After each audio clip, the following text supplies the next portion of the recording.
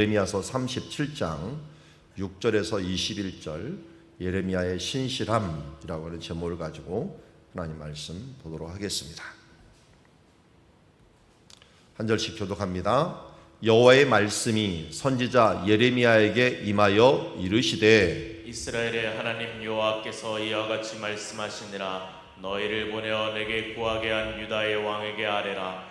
너희를 도우려고 나왔던 바로의 군대는 자기 땅 애굽으로 돌아갔고 갈대아인이 다시 와서 이 성을 쳐서 빼앗아 불사르리라. 여호와께서 이와 같이 말씀하시니라. 너희는 스스로 속여 말하기를 갈대아인이 반드시 우리를 떠나리라 하지 말라. 그들이 떠나지 아니하리라. 가령 너희가 너희를 치는 갈대아인의 온 군대를 쳐서 그 중에 부상자만 남긴다 할지라도 그들이 각기 장막에서 일어나 이 성을 불사르리라. 갈대아인의 군대가 바로의 군대를 두려워하여 예루살렘에서 떠나매 예레미야가 베냐민 땅에서 백성 가운데 분깃을 받으려고 예루살렘을 떠나 그리로 가려 하여 베냐민 문에 이른즉 하나냐의 손자요 셀렘의 아들인 이리아라 이름하는 문지기의 우르버리가 선지자 예레미야를 붙잡아 이르되 내가 갈대아인에게 항복하려 하는도다. 예레미야가 이르되 거짓이다. 나는 갈대아인에게 항복하지 아니하노라. 이리야가 듣지 아니하고 예레미야를 잡아 고관에게로 끌어가매 고관들이 노여워 예레미야를 때려서 서기관 요나단의 집에 가두었으니 이는 그들이 이 집을 옥으로 삼았음이더라. 예레미야가 뚜껑 씌운 웅덩이에 들어간 지 여러 날 만에 시드기야 왕이 사람을 보내어 그를 이끌어내고 왕궁에서 그에게 비밀이 물어 이르되 여호와께로부터 받은 말씀이 있느냐. 예레미야가 대답하되 있나이다. 또 이르되 왕이 바벨론의 왕의 손에 넘겨지리이다. 예레미야가 다시 시드기야 왕에게 이르되 내가 왕에게나 왕의 신하에게나 이 백성에게 무슨 죄를 범하였기에 나를 옥에 가두었나이까. 바벨론의 왕이 와서 왕과 이 땅을 치지 아니하리하고 예언한 왕의 선지자들이 이제 어디 있나이까. 내 주 왕이여 이제 청하건대 내게 들으소서. 나의 탄원을 받으사 나를 서기관 요나단의 집으로 돌려보내지 마옵소서. 내가 거기서 죽을까 두려워하나이다. 이에 시드기야 왕이 명령하여 예레미야를 감옥들에 두고 떡 만드는 자의 거리에서 매일 떡 한 개씩 그에게 주게 하매 성중에 떡이 떨어질 때까지 이르니라. 예레미야가 감옥들에 머무니라. 아멘. 자, 지금 예레미야가 있었던 시기는 예수님이 오시기 전 588년경으로 추정을 합니다. 여기 지도에 보면은 바벨론이라고 하는 나라가 나오는데요. 바벨론이 부흥을 크게 해갖고 이 메대와 바사와 함께 아수르를 칩니다. 아수르를 치다 보니까 거의 아수르가 무너질 지경이 되었을 때 애굽에 있는 바로 느고가 주전 609년에 여기서 군대를 몰고서 갈그미스로 갑니다. 갈그미스에서 바벨론과 애굽에 있는 바로 느고가 전투를 합니다. 이 609년에 갈 때 유다에서 있었던 요시야 왕은 바벨론 편을 들었습니다. 그래서 못 간다 해서 무깃도라는 곳에서 전투를 하다가 결국은 전사를 했습니다. 전사를 하면서 요시야 왕이 죽으면서 이 유다의 왕 아들은 애굽으로 끌려가고 그리고 유다는 실질적으로 애굽의 치하에 놓이게 됩니다. 그리고 나서 갈그미스에서 609년에 전투를 했지만 결국 605년에 망합니다. 집니다. 지면서 망했다보다 졌죠. 지면서 바벨론이 유다로 들어와서 유다가 이제 이 바벨론 하에 들어오게 됩니다. 이때 이제 왕 이름을 왕도 바꿔서 여호야김이라고 하는 왕이 이제 애굽이 바꿨던 왕을 그대로 쓰면서 여호야김 왕을 씁니다. 근데 여호야김 왕이 얼마 지나지 않아서 또 배반을 해요. 이 애굽 편을 듭니다. 그래서 바벨론이 또 한 번 쳐들어옵니다. 또 한 번 쳐들어와 갖고 그들을 이제는 또 한 번 침략으로 왕을 바꿔버립니다. 바꿔버린 왕이 시드기야라는 왕이에요. 시드기야라는 왕. 근데 시드기야 왕이 또 애굽 편을 또 들어요. 그러는 바람에 588년에 쳐들어오게 되는 결과를 가지게 됩니다. 자, 그게 쳐들어오면서 어떤 일이 일어났느냐 하는 것들을 오늘 보도록 하겠습니다. 잠깐요.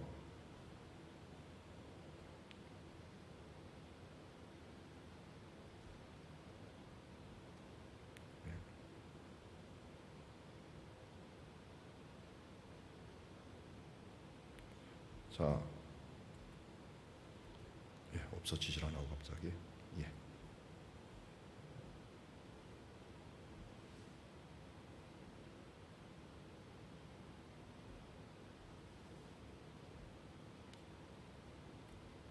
하겠습니다. 자, 여기 잘 보면 느부갓네살 왕이 605년에 한 번 쳐들어오고요. 598년에 시드기야 왕으로 바꾸면서 한 번 쳐들어오고요. 588년에 이제 시드기야 왕 때 배반하고 또 쳐들어옵니다. 이때가 이제 예루살렘이 멸망하는 때가 되는데요. 오늘 그 말씀을 기록한 게 우리가 본문에 있는 39장에 있는 말씀입니다. 바로의 군대가 애굽에서 나옴에 예루살렘을 에워쌌던 갈대아인이 그 소문을 듣고 예루살렘을 떠났고 라고 했는데, 지금 예루살렘이 포위가 되었다가 588년에 포위가 되었다가 애굽 사람들이 도우러 왔어요. 애굽 사람들이 588년 여름 정도에 도우러 온 겁니다. 도우러 왔는데 그러다 보니까 어떻게 돼요? 둘러싸고 있었던 군대가 일시적으로 떠나게 됩니다. 떠나서 이 갈대아 사람들이 애굽 사람들이 왔다는 소문을 듣고 애굽에서 떠났더라. 이스라엘의 하나님 여호와께서 이와 같이 말씀하시니라 하면서 요 시기에, 그러니까 이 예루살렘이 멸망 직전인데 떠나고 나서 잠시의 자유가 주어졌을 때 그때 하나님의 말씀이 예레미야에 임한 겁니다. 이때 사실은 정말 예레미야서를 보면 복잡하게 막 일이 일어나요. 왜냐하면 처음으로 포로가 이게 둘러쌌을 때 이게 도저히 안 되겠다 해갖고 하나님 앞에 바로 서려고, 우리가 바로 서야 되는 게 뭐냐를 예레미야한테 물어보니까 너희가 하나님 앞에 안식년이나 희년도 안 지켰다 라고 하면서, 안식년이나 희년 때는 포로를 자유롭게 해야 되는데 자유로 안 했다. 그래서 이스라엘의 종들로 삼았던 사람들로 다 자유케 하고 하면서 회개의 운동을 했어요. 그런데 요 시기에 바로 군대가 온다는 말로 잠시 풀렸을 때 사람들이 또 풀어줬던 종들을 다시 잡아갖고 자기 종으로 만들어버리는 일들도 벌어지게 되고, 이 일들 가운데 또 예레미야가 이제는 이때 예언을 다시 하는데, 떠났던 사람들이 어떻게 될 것이냐라고 했더니까 이 유다 왕이 아뢰라, 너희를 도우려고 나왔던 바로의 군대, 그러니까 애굽의 군대는 자기 애굽 땅으로 돌아갈 것이다 라고 얘기했고, 갈대아인의 이 사람들, 갈대아 사람들은 우리 블레셋 사람을 갈대아 사람이라고 불러요. 갈대아 우르라는 말 들어보셨죠? 갈대아 우르는, 갈대아는 민족 이름입니다. 민족 이름, 갈대아 사람들이란 뜻이에요. 이 갈대아는 바벨론에 있는 사람들인데, 그래서 바벨론이라고 말할 때도 있고요, 갈대아인이라고도 얘기할 때가 있어. 5절에 갈대아인이 다시 너에게 돌아올 것이다 라고 말한 거예요. 그래서 9절에 다시 말합니다. 너희는 스스로 속여 말하기를, 자, 뭘 속여서 말했느냐? 갈대아인이 반드시 우리를 떠나리라 하지 말라. 그들이 떠나지 아니하리라. 가령 너희가 너희를 치는 갈대아인의 온 군대를 쳐서 그 중에 부상자만 남긴다 할지라도 그들이 각기 장막에서 일어나 이 성을 불사를 것이다. 갈대아인의 군대가 바로의 군대를 두려워하여 예루살렘을 잠시 떠나매 라고 얘기하고 있어요. 그러니까 잠시 떠나는 걸 가지고 드디어 이제는 우리 성전은 도저히 멸망하지 않아 라고 하는 성전 불멸설을 그때 가지고 있었어요. 왜냐하면 히스기야 왕 때 아수르가 쳐들어와서도 다른 데는 다 무너졌어도 바로 성전은 무너지지 않았던 701년의 기억을 갖고 있었어요. 주전 701년. 이때는 588년이니까 한참 지났죠. 그런데도 불구하고 그들은 계속 하나님의 성전은 무너지지 않아 라고 하는 잘못된 생각을 가지고 있었어요. 하나님을 떠나도 성전은 여전히 동일하다라고 하는 이런 잘못된 생각을 가지고 예레미야가 아주 길게 이 부분들에서 이야기했는데도 불구하고 그들은 듣지 아니하고 이 부분들을 계속 믿고 있었던 거죠. 그래서 맞아, 바로의 군대가 오잖아, 성전은 도저히 무너지지 않아, 이렇게 말하는 거 듣지 말라고 하면서 이 말을 합니다. 여러분, 예레미야가 이걸 알았다면 이 말을 안 하면 핍박이 좀 덜 할 거예요. 그런데 예레미야의 이 사명은 눈물의 선지자라고 말할 정도로 상황이 너무 안 좋고 힘든 상황이고 또 앞으로 일어날 일들이 계속 비극만 일어난데도 불구하고 그것에 대한 예언을 계속해야 되는 사람이었어요. 오늘 우리 제목이 뭡니까? 예레미야의 신실함이에요. 스데반이 어떤 사람이었습니까? 스데반이 자기가 죽을 줄 알고 위협과 살기 가운데서도 어떻게 했습니까? 그가 하나님의 복음에 충실했습니다. 아멘하였습니다. 예레미야도 동일했다는 거예요. 어제는 누가 신실했습니까? 요셉이 신실했죠. 요셉이 어려운 상황에서도 용모에 있어서나 그의 말에 있어서나 그의 행동에 있어서 신실했던 것처럼 예레미야 선지자도 여기서 이 말만 안 했어도 고향으로 돌아가는데 문제가 안 됐을 거예요. 그런데도 왕이 질문을 하면은 진리를 이야기할 수밖에 없고 하나님의 말씀을 이야기할 수밖에 없기 때문에 이 성은 다시 멸망할 수밖에 없다, 불사름받을 것이다 라고 하는 것들을 분명히 선포합니다. 그러다 보니까 예레미야가 베냐민 땅에서 백성 가운데 분깃을 받으려고 예루살렘을 떠나 그리로 가려 한다라고 얘기합니다. 예루살렘이 둘러싸여 있다가 이때 잠시 숨 쉴 틈이 되니까 사람들이 고향으로 돌아갈 수도 있었어요. 그렇지만 여기에 이 안 좋은 말을 했던 예레미야는 베냐민 문이라고 하는 곳에 딱 들어갔을 나가려고 할 때 이 문지기의 우두머리가 선지자 예레미야를 붙잡아서 내가 갈대인에게 항복하려 하는도다 하면서 전쟁 중이니 넌 못 나간다 라고 얘기를 하는 것입니다. 예레미야에 대해서 간단히 이야기한다면 예레미야는 레위인입니다. 또 제사장 계열입니다. 그래서 함부로 예레미야를 죽일 수 없었던 것 중에 하나가 제사장 직분을 갖고 있었던 사람이에요. 그걸 어떻게 하냐면 아나돗이라고 하는 곳에 고향을 두고 있었는데 이 아나돗은 다윗 시대 때 제사장을 같이 했던 이 집안이 어떻게 보면 사독 가문에게 아비아달이라고 하거든요. 아비아달에게 밀린 사독 가문에게 밀린 아비아달이 아나돗에 가서 거기서 정착을 하게 됩니다. 그러니까 10중 8구 예레미야는 아비아달의 후손입니다. 아비아달의 후손인데 이 아비아달의 후손은 그 옆에 있는 실로가 있죠. 이 실로의 이가봇이라고 하는 그 자손들, 그 계열의 사람들이라고 할 수 있습니다. 그러니까 엘리 제사장의 계열이고 사독은 그 전에 비느하스 계열의 제사장입니다. 그러니까 아론의 두 아들 중에 그 자손의 계열들이 틀리는데 이 아나돗은 그러니까 어떻게 몰락한 제사장 중에 하나라고 할 수가 있는데 이 제사장이 바로 예레미야의 조상이었고 예레미야가 예루살렘에서 예언을 계속하고 있었는데 이 예레미야가 자기 고향으로 돌아가고 거기서 아마 유산을 상속해야 되는 계기가 있었던 것 같아요. 그래서 분깃을 받기 위해서 가려고 했는데 사람들이 항복한 것이다 라고 얘기를 합니다.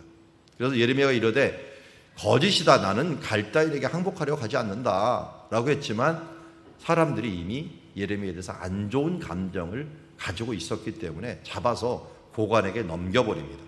그리고 고관들이 그 말을 그냥 듣고 예레미야를 때리고 요나단이라고 하는 집에, 이 고관의 집에 넣고 이 집을 옥으로 삼았습니다. 그리고 옥이 어디냐 봤더니 뚜껑 씌운 웅덩이에 들어간 지 여러 날 만에 라고 합니다. 자, 앞에 실로라는 곳하고 이제 제가 밑에 라기스라는 곳에서 발견한 웅덩이들을 한번 찍은 것을 보았는데 이번에 가서 찍은 것들입니다. 그래서 실로라는 곳에 가면은 바위를 밑에 크게 파갖고 웅덩이들을 많이 만들어놔. 이거는 비가 올 때 물을 집어넣어 놓고 집어넣은 곳에다 물을 저장해서 여름에 쓰려고 하는 거예요. 그래서 이 물이 이제 방수를 잘 안 해놓으면 터진 웅덩이가 되는 겁니다. 터진 웅덩이가 되는 거니까. 그래서 터진 웅덩이 안 되기 위해서는 이렇게 돌을 쌓는 그 부분뿐만 아니라 바위를 판 부분에 틈이 있는가 해가지고 방수를 해놔야 됩니다. 그런데 예레미야가 지금 웅덩이에 들어간 시간이 여름일 겁니다. 전쟁이 여름에 주로 일어나니까요. 그런데 이미 물이 다 떨어져 있는 터진 웅덩이 이 부분들을 갖다가 감옥으로 사용한 거예요. 그러니까 요셉처럼 우물에 빠진 거예요. 웅덩이에 빠지고 거기를 근데 뭘 했느냐? 뚜껑을 씌워놔버려요. 그러면 어떻게 될까요? 깜깜한 그런 웅덩이에 갇혀 있게 되는 겁니다. 이 사람들이 이게 빛만 있어도 사는데 빛이 없는 지하 감옥에 들어간 거나 마찬가지예요. 그럼 여기에 뚜껑을 씌운 웅덩이에 들어간 지 여러 날 만에 이러다 얼마 있다가 그냥 죽게 되는 거죠. 그런데 시드기야 왕이 그래도 사람을 보내갖고 그를 끌어냅니다.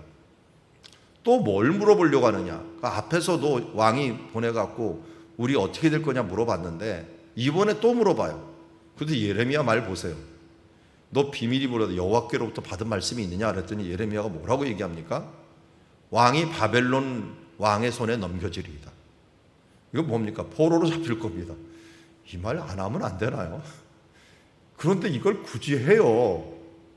참 이게 솔직한 거는 어떨 때는 어리석은 거죠. 정직하면 좋은데 이 선지자로서 이게 솔직하지 않으면 선지자가 아니잖아요. 그러니까 할 수 없이 이 말을 또 하는 거예요. 왕한테. 이 어려운 시기에 갇혀 있으면서 이 감옥에 며칠이나 갇혀 있으면서 이 말을 합니다. 그러면서 이렇게 얘기해요. 18절에 예레미야가 다시 시드기야 왕에 이르되 내가 왕에게나 왕의 신하에게 이 백성이 무슨 죄를 범하였습니까? 나를 옥에 왜 가둡니까? 라고 말하면서 19절 말씀이 중요해요. 바벨론 왕이 와서 왕과 이 땅을 치지 아니하리라고 예언한 왕의 선지자들이 어디 있나이까? 그래서 이미 이전에 예레미야가 한 예언이 맞은 거예요. 예레미야가 바벨론이 올 것이다 라고 예언을 했고 많은 왕 옆에서 아첨을 하는 선지자들은 안 온다. 반드시 우리가 이긴다 라고 얘기를 해놨는데 온 거예요. 왔으니까 누구 말이 맞았어요? 예레미야 말이 맞았잖아요. 증명이 됐잖아요. 증명이 되어갖고 이제 이 바벨론이 불사를 것이다. 당신도 잡힐 것이다. 예언을 끝까지 하는 거예요. 굽히지 아니하고. 이게 뭡니까? 신실함이에요. 이게 믿음이잖아. 믿을만 하잖아요. 선지자는 무엇으로 믿음을 줍니까?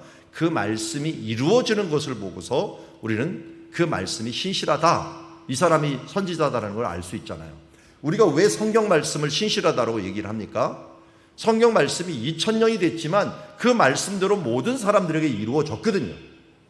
그러기에 우리는 하나님의 말씀이 신실합니다라고 우리는 믿고 살아가는 거예요. 증명이 되었는데도 사람들은 안 믿어요. 당연하죠. 예수님이 나사로를 살려갖고 죽은 자를 살렸는데도 안 믿었어요, 사람들은. 보리떡 5개와 물고기 2마리를 가지고 5,000명을 먹여도 사람들은 그 뒤에 많은 사람들이 예수님을 떠나버려요. 왜 그럴까요?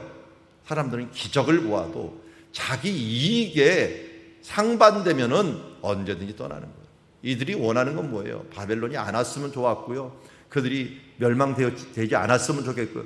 근데 하나님이 된다고 하는데 자기가 안 되면 좋은 걸 가지고 끝까지 자기 좋은 말을 듣기를 원하는 거예요. 지금도 많은 사람들이 자기 귀에 좋은 말만 들으려고 해요. 하나님의 뜻을 따르려고 하는 게 아니에요. 여러분, 사울이라는 청년, 바울이었던 청년의 가장 큰 문제가 뭔지 아십니까? 하나님에 대해서 열심이었다는 거예요. 아니, 하나님에 대해서 열심인 게 뭐가 잘못이에요? 주체가 나예요. 내가 하나님에 대해서 열심인 거예요. 하나님이 원하는 뜻은 무엇입니까? 하나님의 뜻에 대하여 열심인 거예요. 하나님의 말씀, 주신 말씀에 대하여 열심히 해야 되는데 내가 스스로 하나님의 말씀은 내 좋은 것 가지고 하는 거예요. 그런 사람은 다른 것에도 열심히 해요. 내 좋은 것에 열심, 향락에도 열심, 내가 좋은 것, 그런데 이 사울이라는 청년은 그래도 건전하게 좋았어요. 하나님에 대한 열심이 있었어요. 그런데 하나님은 하나님에 대한 열심이 아니라 하나님이 원하시는 뜻에 대한 열심을 원하셔요. 먼저 그 나라와 그의 의를 구하는 거예요. 많은 사람들이 종교성이 있는 사람들이 있어요. 그런 사람도 참 큰 축복이 있는 사람이에요. 그런데 그 종교성을 가지고 내 좋아하는 종교성에 열심을 내는 사람이 되지 말고 하나님의 뜻에 대하여 열심이 되는 사람이 되기를 바랍니다. 오늘 유대인들은 여전히 자기 좋아하는 것에 대한 열심이었고, 그러다 보니까 하나님의 뜻에 대한 것 들을 생각을 하지 않았어요. 예레미야는 다시 간청을 합니다. 내 예언이 이루어지지 않았느냐, 하나님께서 주신 말씀이 이루어지지 않았느냐 하면서 내 주 왕이여 이제 청하건대 내게 들으시며 나의 탄원을 받으사 나를 서기관 요나단의 집에 돌려보내지 마옵소서. 내가 거기서 죽을까 두려워하나이다. 시드기야 왕이 명령하여서 예레미야를 감옥들에 두고 떡 만드는 자의 거리에서 매일 떡을 하나 주어갖고 성중에 떡이 떨어질 때까지라는 것은 뭡니까? 예루살렘이 멸망할 때까지. 앞에 지금 사진 하나가 있는데 여기에 있는 그 경사지에서 화장실 하나가 발견됐는데 그 화장실에 보면은 이 분을 조사해 봤어요. 토양을 조사해 봤더니 이 성이 떨어지는 시기에는 모두가 배탈을 앓고 있었어요. 다 분에 배탈 난 것들, 먹은 것들이 소화도 안 된 것들, 조악한 식물들, 이런 것을 먹었던 흔적이 나올 정도로 성이 3년 동안 둘러싸여 있으면서 거의 멸망 직전까지 왕들, 여기 왕궁이었거든요. 왕들조차, 왕족들조차도 먹을 것을 제대로 못 먹어서 멸망할 때까지, 떡이 떨어질 때까지. 예레미야는 그래도 떡을 떨어질 때까지 했지만 이후에는 더 어려운 시기를 겪게 되는 것을 보게 됩니다. 시드기야 왕은 그래도 양심은 있었어요. 그런데 시드기야 왕을 우리는 아합과 비유할 수 있어요. 스스로 팔린 자. 다수가 이런 말을 막 하면 그것을 따라가는 자. 정의를 따라가고 판단하지 아니하고 사람들의 이 눈치를 보느라고 정치를 하고 여론 정치하면서 하나님의 눈치를 보지 아니하고 사람의 눈치를 봤던 모습들이 바로 시드기야였습니다. 그러면서 결국은 예레미야 말이 어떻게 보면 옳은 줄도 알면서도 다수가 강경파가 득세한 가운데 어찌할 줄을 모르고 그 뜻에 따라가면서 행동하는 모습들을 보면서 참으로 안타까운 모습을 보게 됩니다. 오늘은 우리 말씀을 초점을 예레미야의 신실함에 한번 두었습니다. 위기 중에 예루살렘의 멸망을 예언하는 것까지도 신실했고요. 웅덩이에 갇혀서도 그 뜻을 굽히지 아니하였던 것까지도 신실했습니다. 박해 중에서도 왕이 반드시 잡히게 될 것이라는 것을 끝까지 선포하면서 하나님의 말씀에 신실했던 모습들. 우리 또한 지금 이 세상에서 스데반처럼 박해를 받고 어려운 중에 있지만 말씀에 굽히지 아니하고 하나님의 신실하심을 넘어서 하나님의 말씀에 신실한 하나님의 자녀로서 살아가는 주의 자녀들이 되기를 주의 이름으로 축원합니다. 기도하겠습니다. 하나님 아버지, 오늘 말씀과 기도로 우리가 거룩하여집니다. 예레미야처럼 우리도 신실하게 하옵시고 스데반처럼 어떤 환경과 박해 가운데서도 복음에 신실하게 하여 주시옵소서. 아멘하게 하여 주시옵소서. 진실하고 신실하게 믿음으로 나아가는 주의 자녀들 될 수 있도록 오늘 하루를 붙잡아 주시옵소서. 예수님의 이름으로 기도드리옵나이다.